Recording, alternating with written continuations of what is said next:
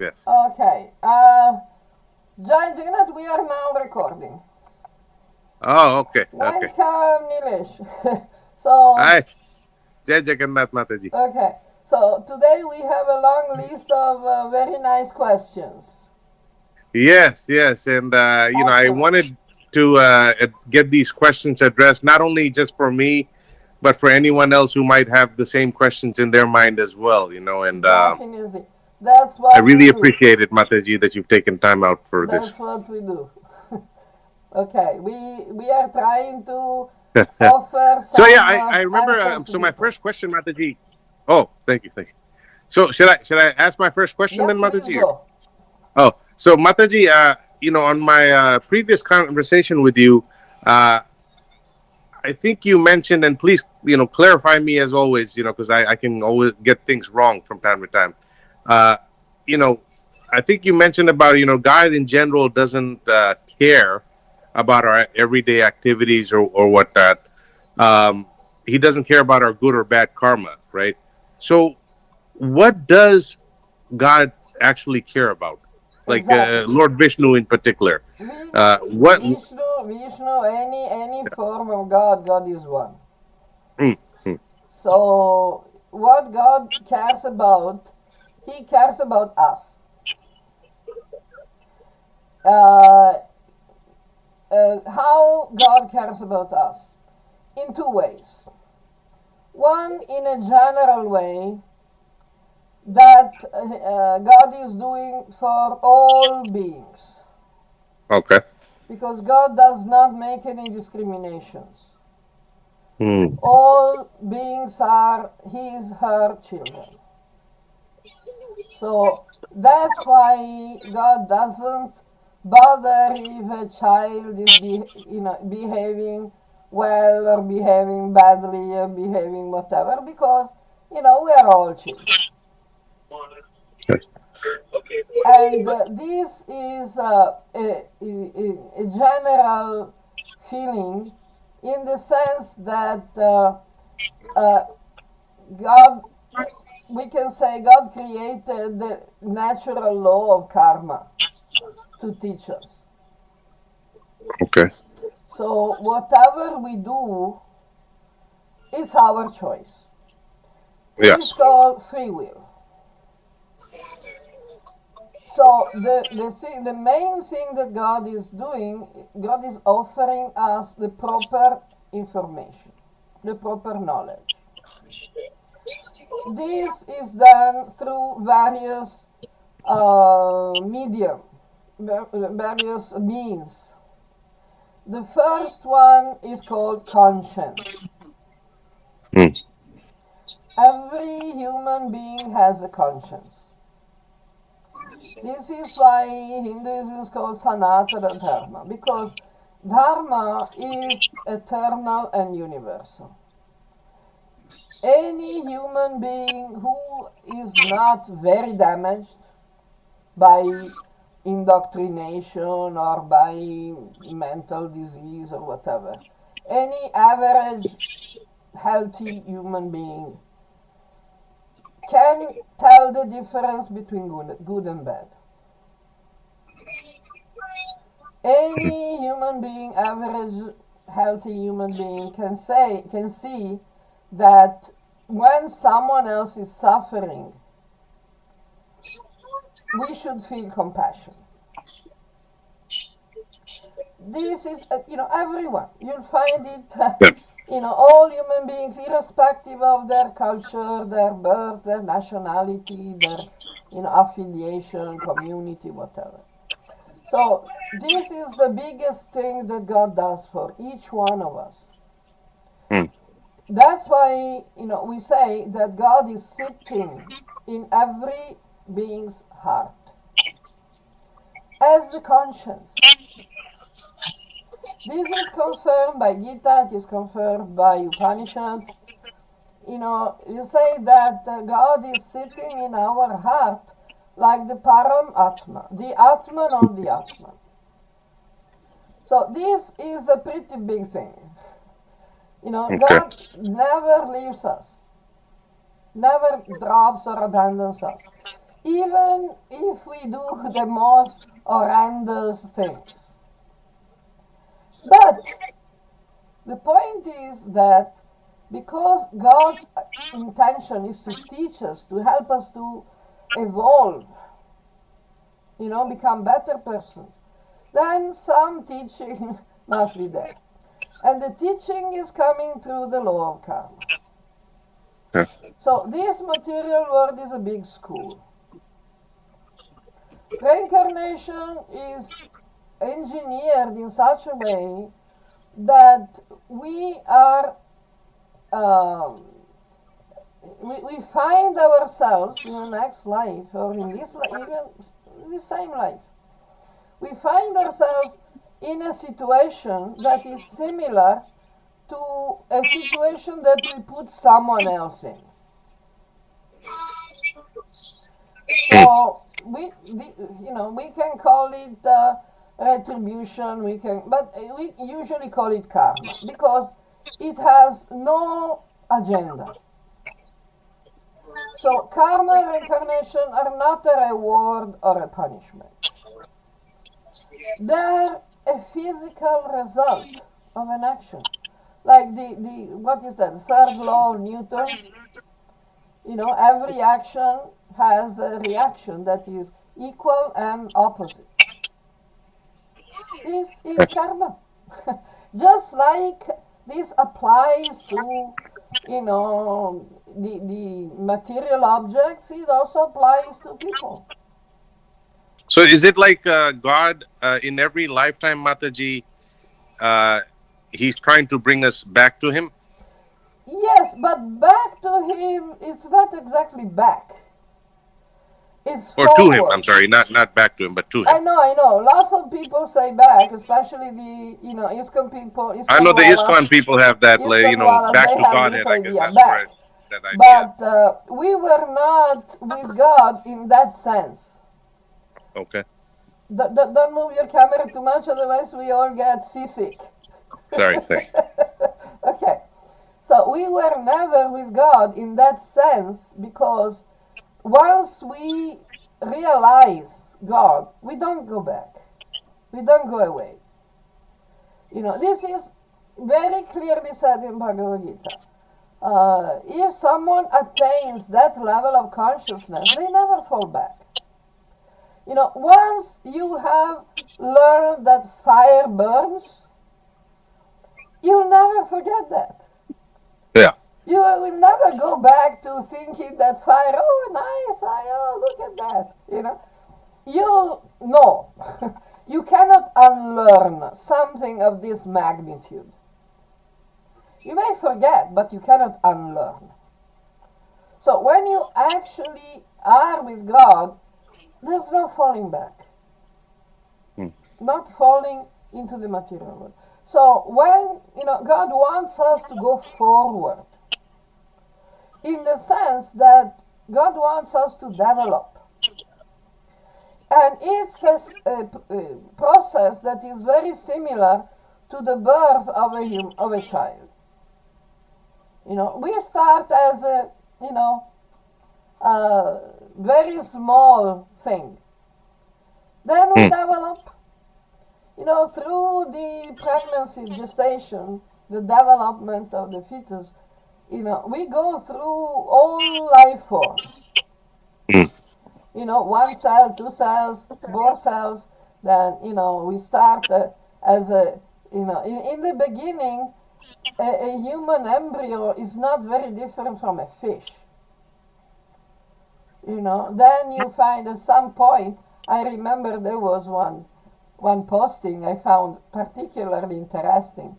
It was showing a fetus that was, pretty developed.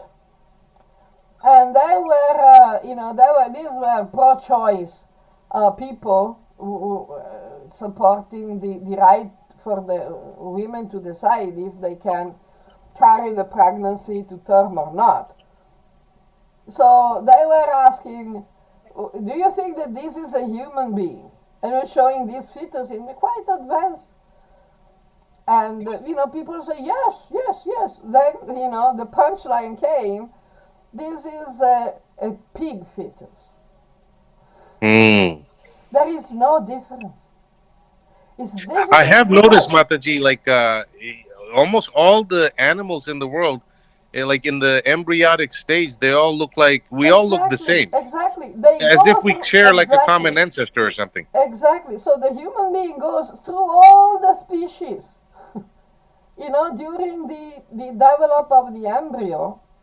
So in the same way, the jiva, the jivatman, goes through all the species before he takes a human birth. Okay. Okay. Now, And what about sin and pap then, Mataji? we are When getting we there. We are getting there. oh okay. The second way that God cares about us is that if the information from the conscience is not sufficient, God is also constantly talking to us. So if we are sincere, if we want to, get some help, the help is coming in the shape of the books, the shastra, in Mm, the shape of the guru, in the shape of the sadhus, in the shape even of, in a film you can get one line from a film that is like, wow, you know. So yeah. the messages come all the time. Now, this is as a general rule for everyone.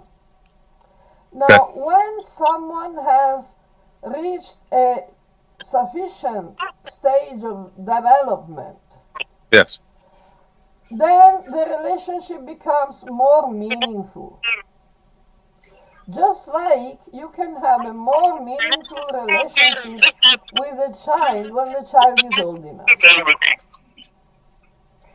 Do I hear the echo? No, it's a TV. Okay. Oh, oh. No, it's okay. It's okay. So, in the same way, when we become developed enough, we have taken birth. We have learned how to, put on our own shoes and, eat our food with a spoon and everything else. Yes, we become more independent, more reliable. In the same way, a human being who has evolved enough can start to have a more meaningful relationship with God. In the beginning, the relationship between the child and the father or the mother is the child needs stuff. The Mm, child needs food, security, safety, comfort, happiness, uh, playing time, all these things we ask from God. But this is just a very childish level, which is sometimes a child throws a tantrum, which doesn't bother God, but it actually harms us, ourselves. We harm ourselves. That. like complaining, like would that be one Well, of those things? complaining is not so bad. We can complain a little. It depends on how far the complaining goes. Mm, Like for example, another story I saw on the internet. This was one. These experiences of parents with difficult children. You know, so this little girl was throwing a tantrum, and she decided, as a complaint, as a protest, she would stop breathing. You see the point, you know. yeah. The mother is not bothered because, you know, Yeah. it's not going to happen. Yeah. It's not possible, Yes. because if you really hold your breath long enough, you just pass out. Yes. As soon as you pass out, you start breathing because you don't have control over your breathing. Yes. you know. So when we throw a tantrum, we complain, we rage and vent and stuff. God is not exactly worried because God knows, okay, yeah, well, do your thing a little bit. When you're feeling better, we'll talk. And if we bang our head on the wall in a tantrum, who's going to get hurt? The person banging their head. And who can be blamed? Uh, You know, Mostly children throw tantrums for totally unreasonable things. Like this child was, having a terrible tantrum because mother didn't allow him to suck on the doormat. It's like not a very reasonable request. you know. So, mommy doesn't allow me to do that. Doesn't give me, the dog's poop for playing, What, why? Oh, mommy's so bad, yeah. It's, what would you do if you were the mother? Okay. It's not a very serious thing. God Yeah. is not touched by these things. But when we grow up and we stop throwing tantrums, you know, and we become a little more responsible for ourselves, then we can establish a more meaningful relationship with God. We listen. We learn to listen. And we try to apply what we heard, and then we have the proof, the evidence that is actually working. Yes. So we become more, what I wouldn't say compliant, Uh-huh. because God doesn't give any order. You know, that is the idea of the Abrahamics, that God gives orders. No, God doesn't give any order. God just says, okay, if you choose to pursue Sattva Guna, you'll get this result. Try to be in Sattva Guna because that's a good idea. But that's not an order. Okay. So now we come to the sin issue, sin or pap. Now, in Abrahamic ideology, sin is basically a disobedience to God. Means disobedience could even mean lack of faith. Whatever God says, or the priests say that God said, because that's not the same thing, because nobody really saw God. The Bible was not faxed from heaven. They didn't get an email. There's an attachment. So, that's what the priests say. Now, if you study more about the Abrahamic scriptures, let's say Christian scriptures, because that's, we're mostly working in this area, and trying to talk about the other Abrahamic groups is dangerous. Christians could be like, okay, yeah, they're a pain in the neck, but they don't have so much power today as they used to, because if if I go around today, if so many people like, big university professors, they still have their job, and they, write a lot of books on these things, and nobody is burning them at the stake in the market square. Thank God. By the way, and you'll find a lot of, very good teachers, very good professors, scholars, who have been analyzing the beginning of Christianity, the Christian scriptures, and, now in the actual academic circles, everybody accepts that Jesus may not have been the real thing. And the Gospels were not likely written before the 3rd century. And definitely they were not written by the direct disciples of Jesus. There is some doubt about John, but, doubts. Maybe, the earliest material that could probably be, verified, but still there is a lot of space into the idea of verification, is Paul's letters and Acts, which is, terrible because Paul had nothing to do with Jesus. He completely invented his own idea of Jesus.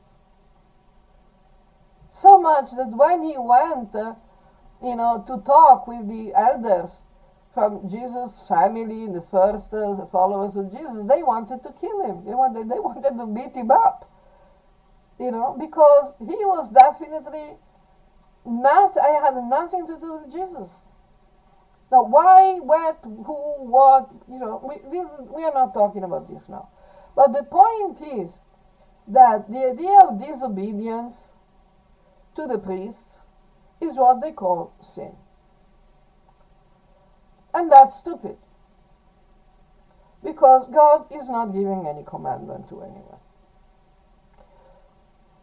If someone is giving you commandments in the sense of articles in a contract or a pact or an alliance, that is not God.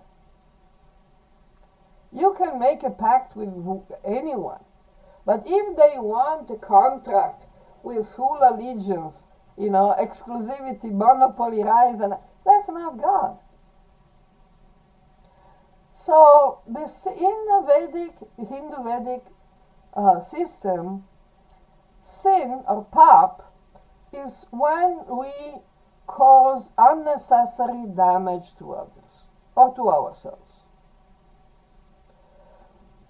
Out of, stupidity, ignorance, bad will, we do something wrong and we'll have to pay the karma. Now, asking forgiveness to God, God is not bothered by this. God cannot forgive your karma because you need to learn. Asking God to forgive our karma or bad karma is like a child asking daddy to do his homework for him. A good father will never do that because the child needs to learn. Come on, seriously. Why you want me to do your homework? You need to learn. What do you do? When it's a time of the general test, I am not going to sit for the test for you. So the father will, spend time and energy explaining things to the child in a clearer way, in a more expert and skillful manner, so that the child understands how to solve his problem, how to do his own homework. So asking forgiveness from God for some sin is like, asking your father to do something that does not help your learning, your growth, your evolution. If you want to ask forgiveness, you have to ask forgiveness from the victim of your bad action. Not from God. God is okay. Well, you don't have. There is a famous story in the Bhagavata Purana. Maybe you remember Maharaj Ambarish. No, Okay. Mataji. There is a story of Maharaj Ambarish and Durvasa Muni. So Durvasa Muni had taken offense at Maharaj Ambarish doing something that Durvasa didn't like. So he cursed the Ambarish. But because, his curse, his action was totally unreasonable, then he got immediate karma. So the Sudarshan chakra started to run after him to punish him. Sudarshan. Sudarshan is time, right? Time will bring us our bad karma. So it's a very symbolic story. It's a very nice story. So what happened that Durvasa was running everywhere in the universe to try to escape from the Sudarshan chakra for his own bad karma. And everywhere he went, they said, no, we cannot help you. Sudarshan chakra, you did something wrong. You have to pay for it. Even went to Vishnu in the Svetadvip, Prapanchaka Vaikunta, and he was begging Vishnu, please forgive me, blah, blah, blah. And what did Vishnu tell him? You should, no point in asking forgiveness from me. You have offended Ambarish. Go back to Ambarish and ask him forgiveness. And so Durvasa did, and Ambarish forgave him, and Sudarshan Chakra said, okay. Went back, to the storage facility, So the Sudarshan chakra is not really a weapon, Mataji. It's actually like the Well, wheel of time time. is a weapon, is it not? Yeah, that's true. That is true. We have to see at different levels. We have to see in a deeper manner.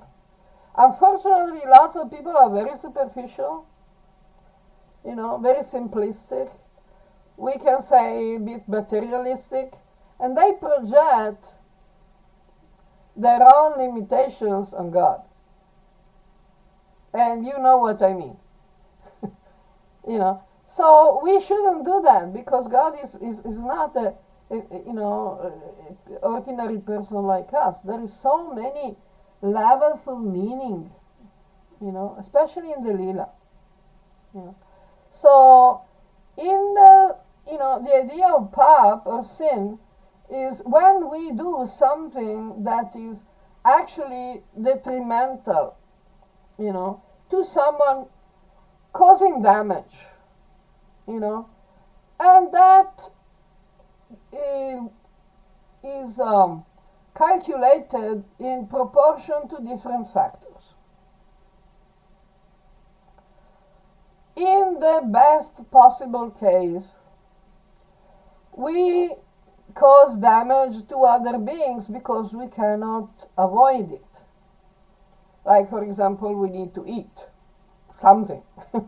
So we are vegetarian, but we still, kill some plants. We still, kill the insects and the pests, and, even now in our blood, the white cells kill the viruses and the bacteria.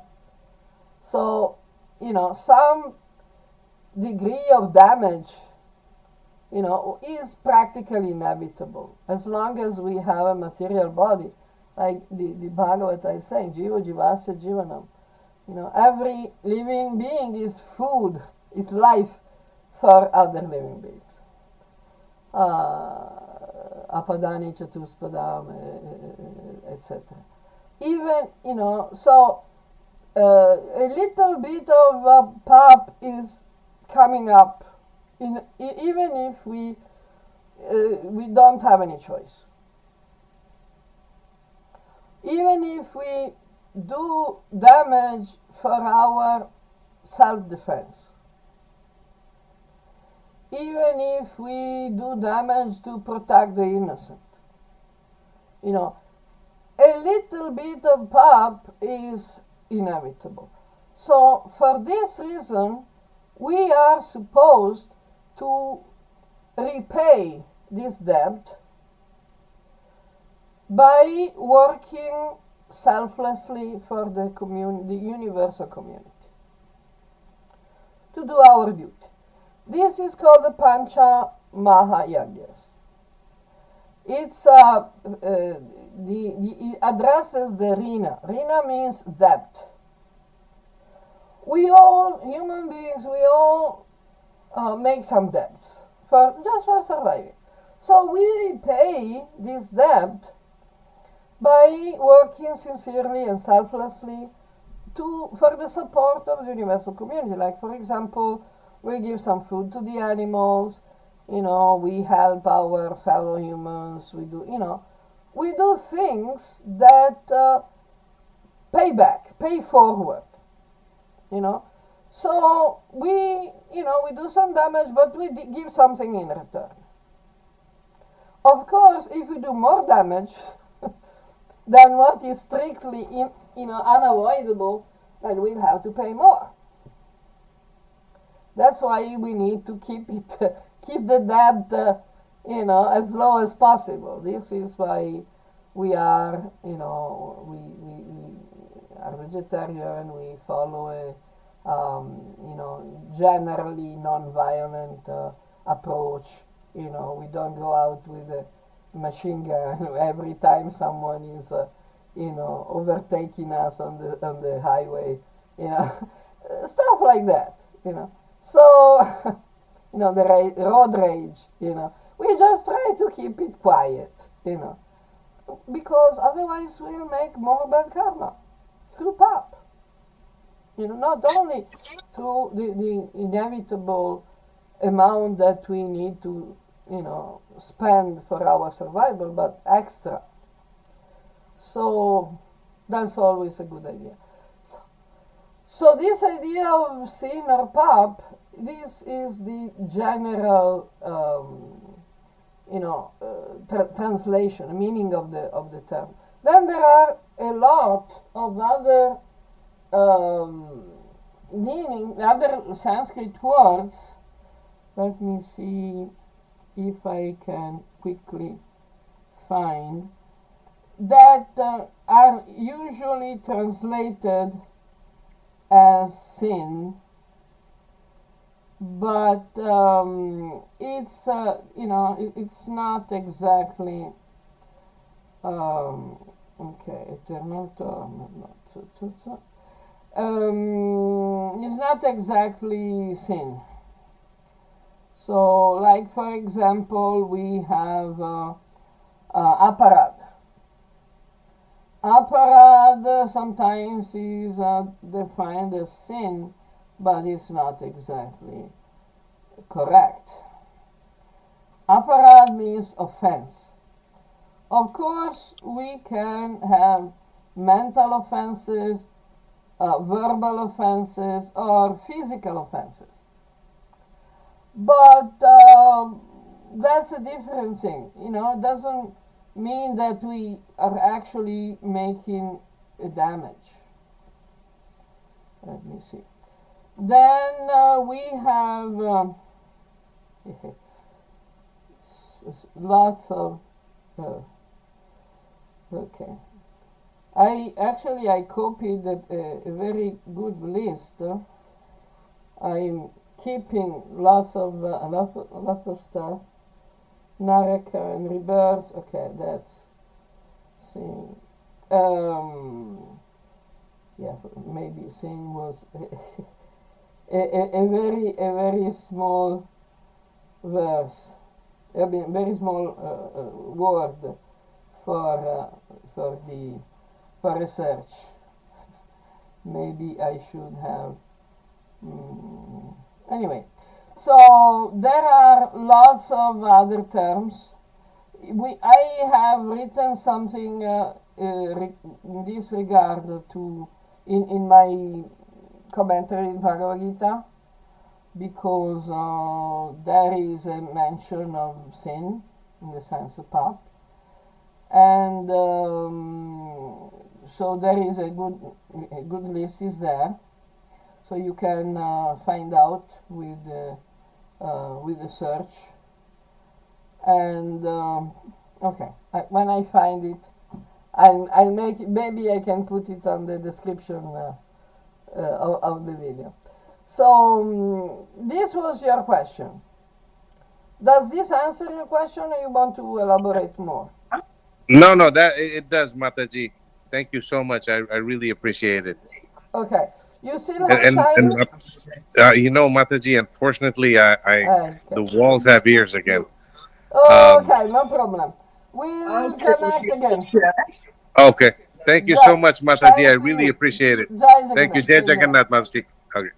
Bye.